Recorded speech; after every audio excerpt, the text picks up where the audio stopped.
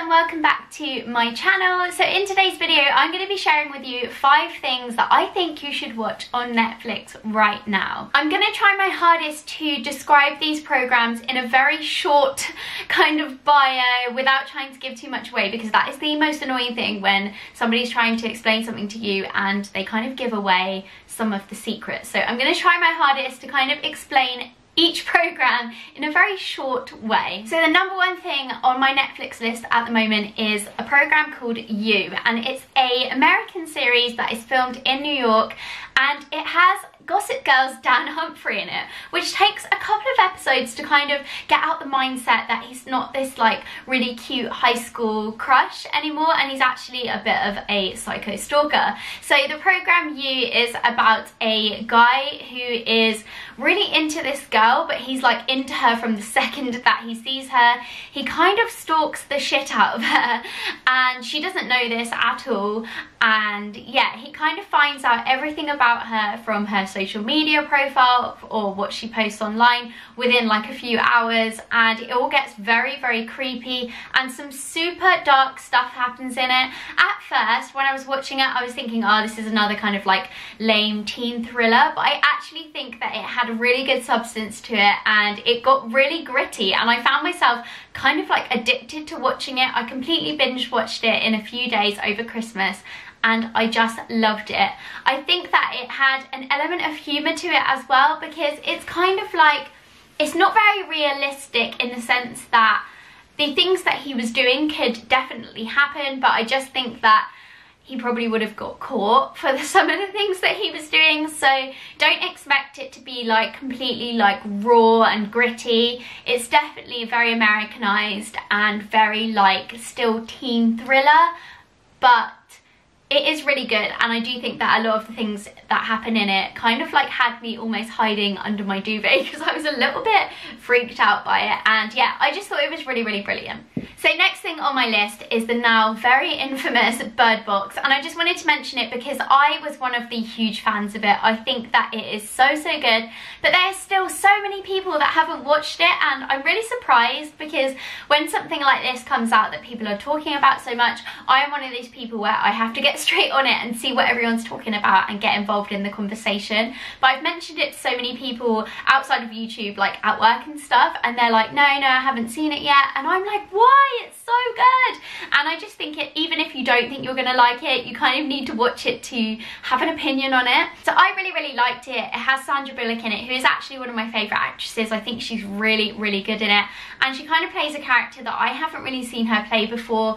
It is quite a scary film. I mean, I wouldn't say it's a horror, but for me it was on the quite scary side of a thriller, but at the same time, because it's kind of like a supernatural thing, it's not as scary as watching like an intruder come into your house type thing, because let's be real, it's the kind of thing that can't happen. So without giving too much away again, Bird Box is about a woman, Sandra Bullock, who is pregnant, and something happens to the world where everything goes a little bit wrong and you can't go outside without a blindfold on. You basically can't go outside with your eyes open because something will happen to you. So she ends up having to live inside this house with a bunch of people, and some weird stuff happens, really weird stuff happens. Obviously people die, and yeah, and it's all about how she gets through it, and yeah, that's about as far as I'm going to go. I'm not going to tell you whether it's a happy or a sad ending, but if you haven't watched Bird Box yet, then you need to watch it. The next program that I would really urge you to watch is The Sinner Season 2. Actually, Season 1 and 2, because Season 1 was epic, but Season 2 was just as good, if not better. So if you've not heard of The Sinner before, you can easily watch Series 2 without having watched Series 1, but I would definitely recommend watching Series 1 because it's really good.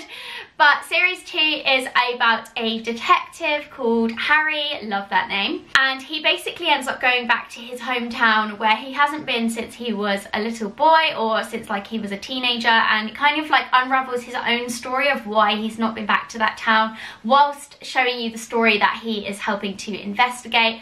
and it's basically about a boy who has murdered his parents, or seemingly has murdered his parents. I'm not gonna tell ya. Yeah, so they're investigating why this little boy would murder these people, because that is quite a shocking thing. It is very shocking. There are some quite graphic scenes in it, so I wouldn't watch it if you're not really into thrillers or kind of that kind of stuff. But yeah, it's really, really good. I really loved it. Again, I like the series 1. I just didn't know what was going to happen, and I really love that about a series, when you just can't really predict it.